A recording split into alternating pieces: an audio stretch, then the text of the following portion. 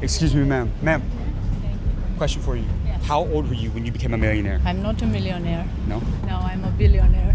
You're a billionaire? Yes. Or how did you become a billionaire? I run a tech company. You run a tech company? Yes, I How long do. have you been a business owner? So I left Wall Street in 2013. You were on Wall Street? Yes, my job was to keep rich people rich for a living. So what was the most amount of money that you made in a single year? $1 billion. A lot. Give me a range. $1.2 billion. 1.2 billion? Yes. Are you a billionaire? That makes me a billionaire, yes. Have you ever met a billionaire? Absolutely. I've been in bank accounts of billionaires and the homes of billionaires. Absolutely. So where do the wealthiest people put their money? I want you to think about the richest people that you've ever met. Okay, so here we go. 80% of their money typically. As a billionaire, what's the best financial advice you would give to the younger generation? If you want to start your own business, Your last message to the younger generation trying to become a billionaire in today's world. I'm about to do something insane, guys. I'm about to interview some of the richest women in the entire world, including Sarah Blakely, the youngest self-made female billionaire in the entire world. And I'm not kidding. Right now, I'm standing in Beverly Hills, one of the richest zip codes on the planet, and I'm gonna be going around to find some of the richest women that live here to figure out how they built their fortunes. But we're just getting started, you guys, because after this, I'm gonna be flying across the country to Atlanta to go meet and interview one of the richest female billionaires on earth to figure out how she turned just $5,000 into a $1 billion empire, making her the youngest self-made female billionaire in the world. So this video is about to be insane from start to finish, so stay tuned until the end. With that being said, let's go meet some billionaires.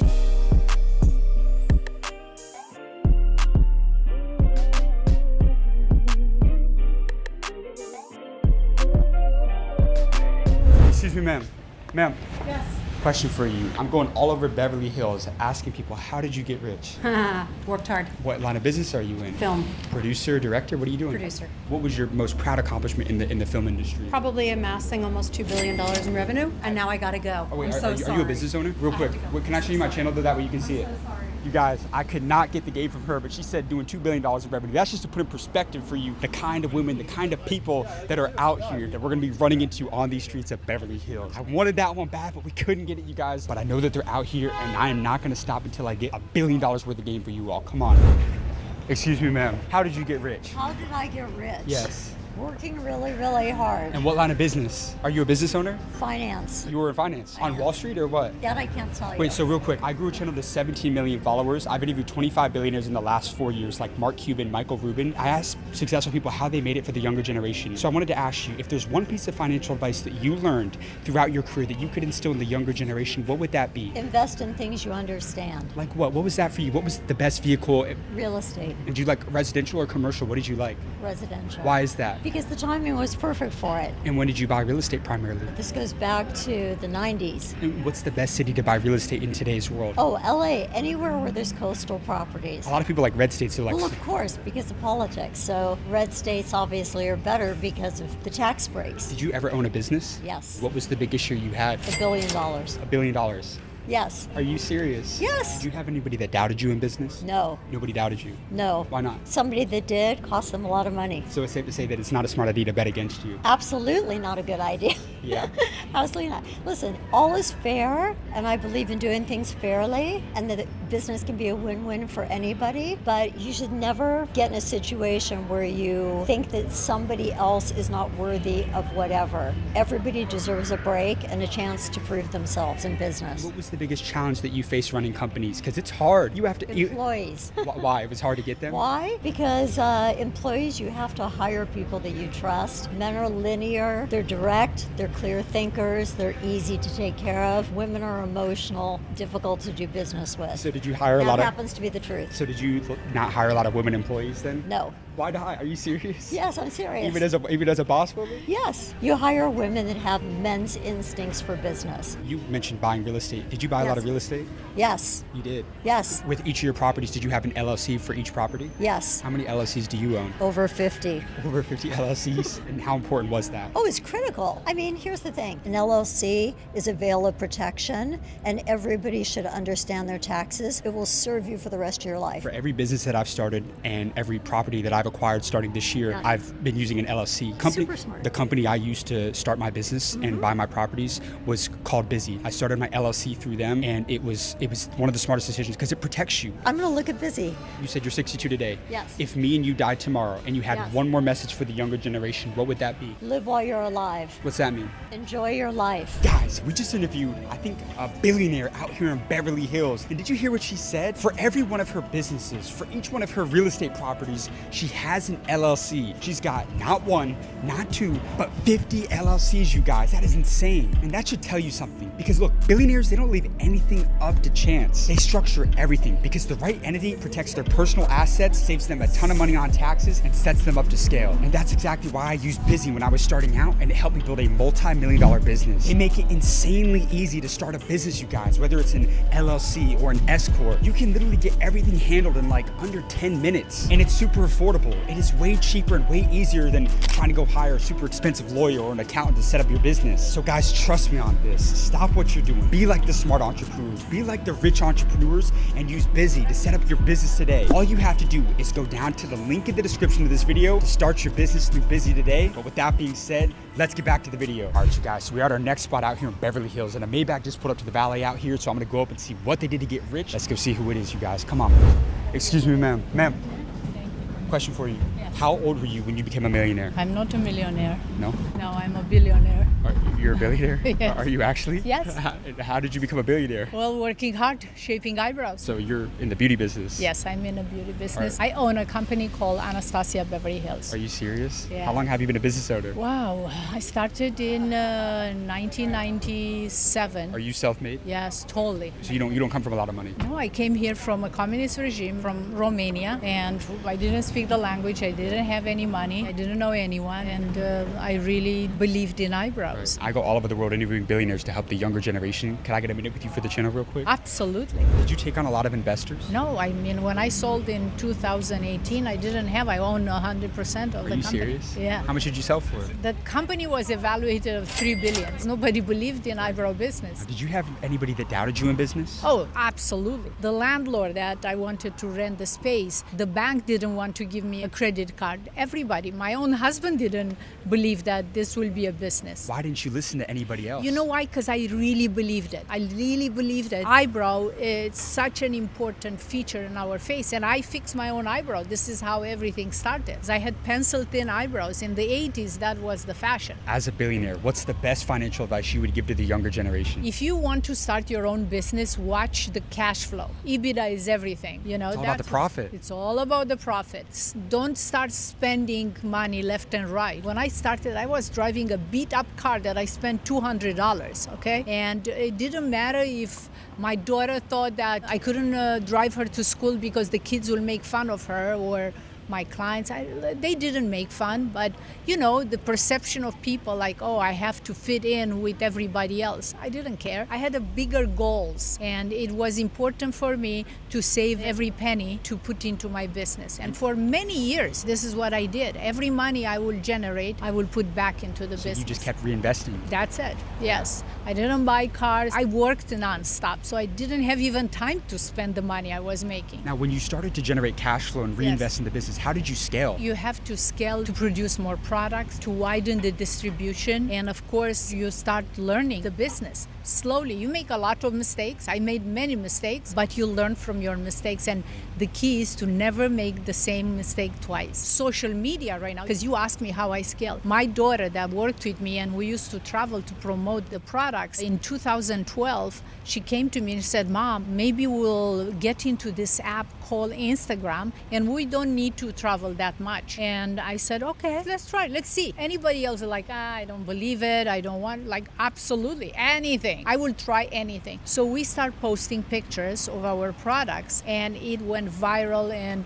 this is how we start sending products to some makeup artists or women and men that love products and our makeup, and they used to do tutorial on YouTube or pictures for Instagram. And we're the first beauty brand having a presence on Instagram, and this is how we scale. It exploded the company. So social media, it changed the game for you. Change completely the game. So you always have to be alert. Don't sit here and do the same business that you did 20 years ago. You have to adapt. You got to pivot. You have to adapt. You have to pivot. Business changes every day. Right now with AI, I'm looking into. I want to learn more. I want to implement AI as much as I can in finance, in product development, in distribution, everything. You've already built $1 billion company. You've became a billionaire. Are you still motivated to keep on going? Oh, I work like I can pay my rent next month.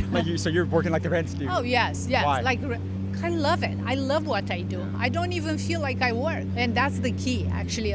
I find that I'm more successful, that I have a purpose every day, me and my daughter. Money are great, don't get me wrong. I love whatever I have, what I build, I work hard for it. But that's not everything in life. My family, my clients, my friends. Every day I wake up and I love challenge. I love to solve problems. I'm competitive. So I have a great life. Does money buy happiness? Depends how you define happiness. It buys freedom. Freedom. Yes. I think money buys freedom. Not fulfillment, though. No fulfillment. No, absolutely. If me and you died tomorrow and you had one more guiding principle to leave with the younger generation, what would that be? Oh my God. Don't be afraid to start, to do whatever your heart is telling you. Believe in yourself. That's very important. And you don't need to be like somebody else. I know it's a lot of bullying right now on social media at school for younger people. You don't need to be like somebody else. It's okay. I was skinny in school. I was a gymnast. I was the last one. I was never like everybody else in the class. But you know what? I used to go to the library. I used to read, to do my homework, and be passionate about whatever I was doing. And at the end of the day, you take all that and you could build wherever you want. You have amazing advice. Thank you so much. I appreciate you and wish you good luck. And everybody else that is watching, believe in yourself, because you could do whatever you want. I have to ask you, I connect with all the billionaires I interview. Can I get your contact? Sure. Guys, we just walked up to her. What did she say? I'm not a millionaire. I'm a billionaire. And she's a self-made one too. Guys, she came from a communist country of Romania, came here to Beverly Hills and built a multi-billion-dollar company, you guys. She just gave a fantastic interview. But the time has now come. We're about to leave Beverly Hills and head out to Atlanta, Georgia to go find the richest women that live there and meet up with the youngest self-made female billionaire in the entire world. So head with us right now to the airport to go fly out to Atlanta. All right, you guys, so we just got through security at the Los Angeles airport and it is time now. It's 11 o'clock at night and we're about to fly out to Atlanta to go meet up with the youngest self-made female billionaire of all time. And we're gonna figure out how she built her billion-dollar company and how you watching can do the exact same thing. And since Atlanta is home to more millionaires and billionaires than most cities in the world, we're gonna go see who else we can find in the richest areas in Atlanta. So come with us right now to Atlanta, Georgia.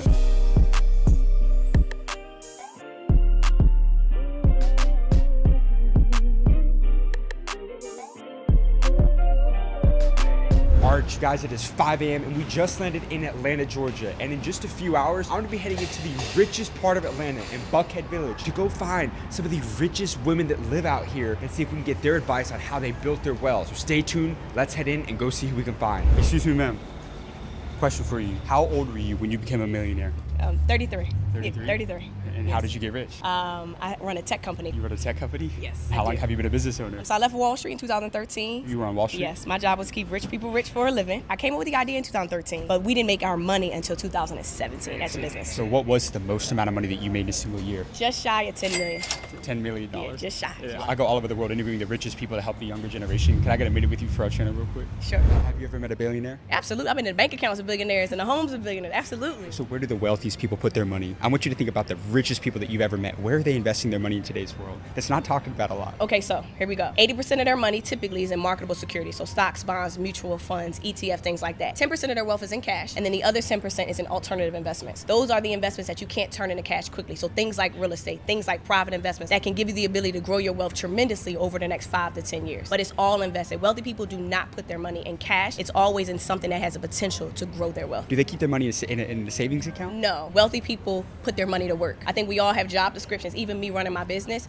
they give their money a job description. You cannot save or work your way to wealth. You can only invest your way there. Did you come from a lot of money? No, I did not come from a lot of money. I came from a middle-class household, 2 parents. I was the first person in my family to go to college, first entrepreneur, first millionaire in my family. You went to Howard? I did. I grew up right outside of D.C. Yes, so. I did. The best HBCU in the world. What was your turning point to financial freedom? I think one of the biggest things I learned about the 1% on Wall Street, they believe They have power. They believe they deserve to be in a room. They believe they're supposed to be wealthy. Most people don't even believe they deserve a seat at the table. Did you ever doubt yourself? Absolutely. I was the only black female on my floor on Wall Street. Sometimes I felt like I wasn't good enough, but in that same moment, I knew that I could be a billionaire because I was in that room. Are you going to be a billionaire? Absolutely. $1 billion CEO right here. Absolutely. Yeah. Your last message to the younger generation. Wealth does not have a color. Therefore, it looks like you.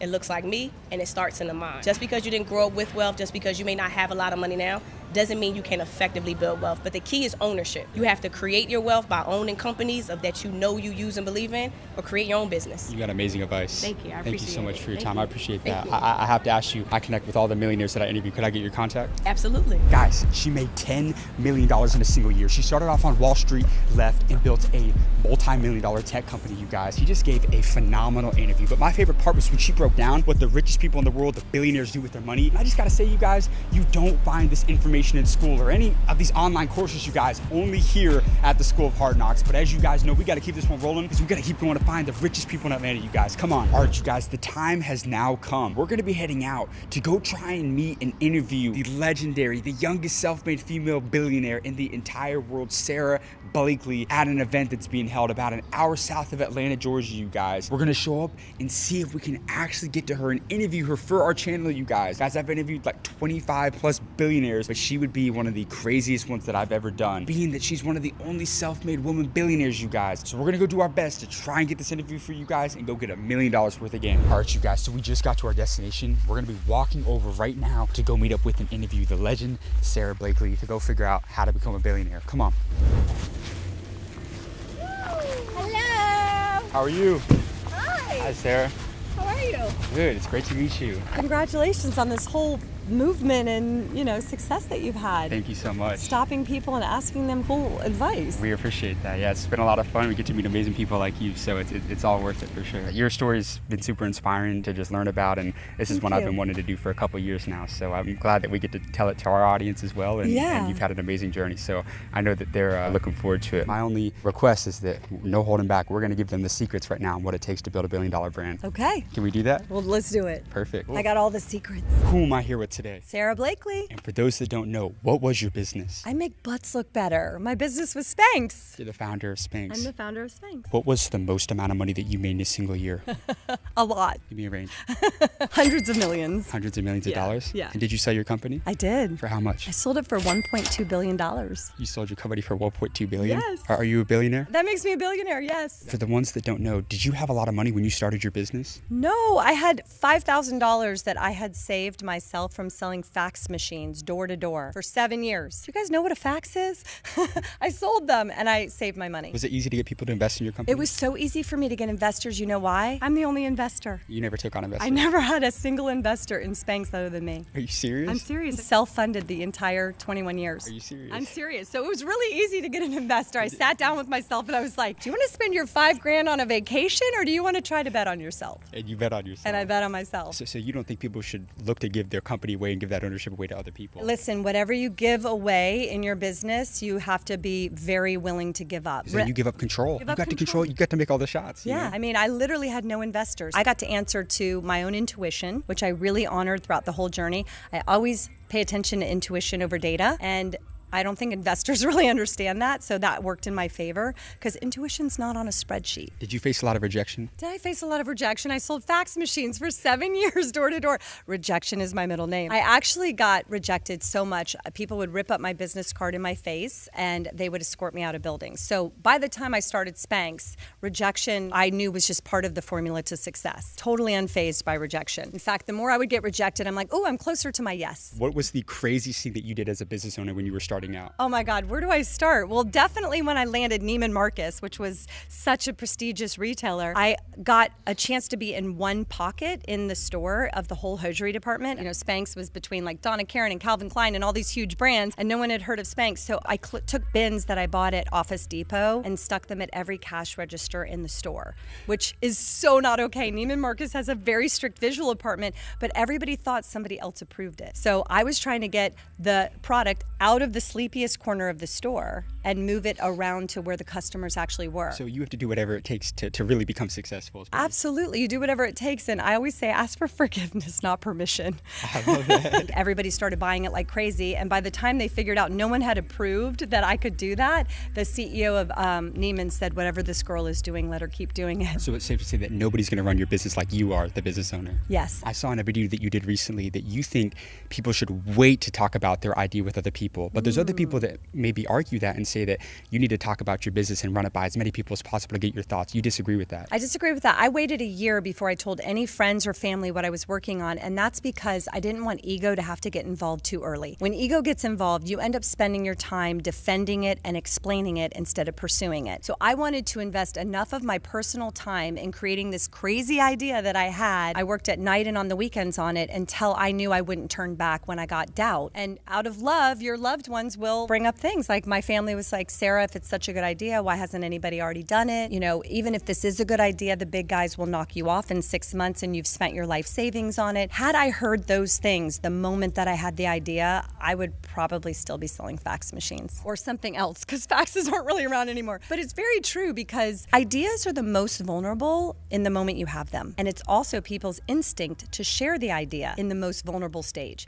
Because you get an idea and you turn to your coworker, your husband, your wife, and you say, hey, I've got an idea. And out of love, they'll give you a list of like, hey, maybe you should consider this. And I didn't want that to happen. So intuitively, I waited a year before I sat my family down and they all thought I was crazy. They're like, wait, what? This is the idea you've been working on? This new type of undergarment? I'm like, yes, it's going to change the way women around the world get dressed. What did you see differently than your family? The people that were calling you crazy? The way that I saw that it solved my problem with my clothes. So all undergarments prior to that were too thick. They were heavy. They were made with thick material. And you could see the underwear, you could see panty lines. I know you've had this problem.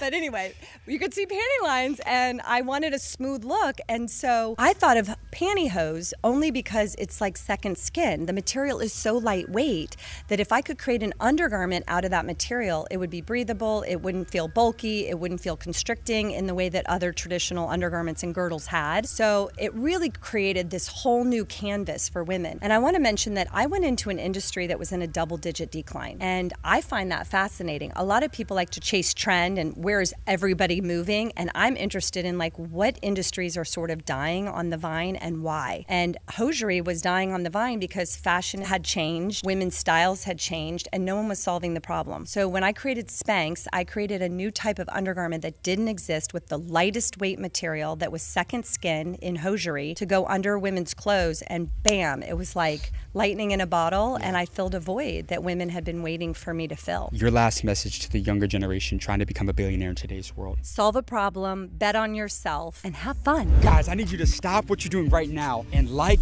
and subscribe to this channel for tons of incredible content I've got coming very, very soon, because nobody is interviewing these kind of people. Nobody's making content like this. Guys, I'm 23 and I've interviewed over 25 billionaires, and I've got more coming to you every single week. The craziest, the most amazing business owners in the entire world. And I need you to do yourself a favor. I want you to go down and click the link in the description of this video to become a member of the #1 most powerful community for entrepreneurs in the entire world, the School of Mentors. And inside of this community, you get direct access to the multimillionaires and the billionaires that I interview on this channel every single week, where you get to ask your questions directly to multimillionaires and billionaires just like Sarah, where they give you actionable advice on how to build your first $1 million and maybe $1 billion business. So I can't wait to see you on the inside. Just go down to the link in the description of this video. With that being said, I'll see you in the next video.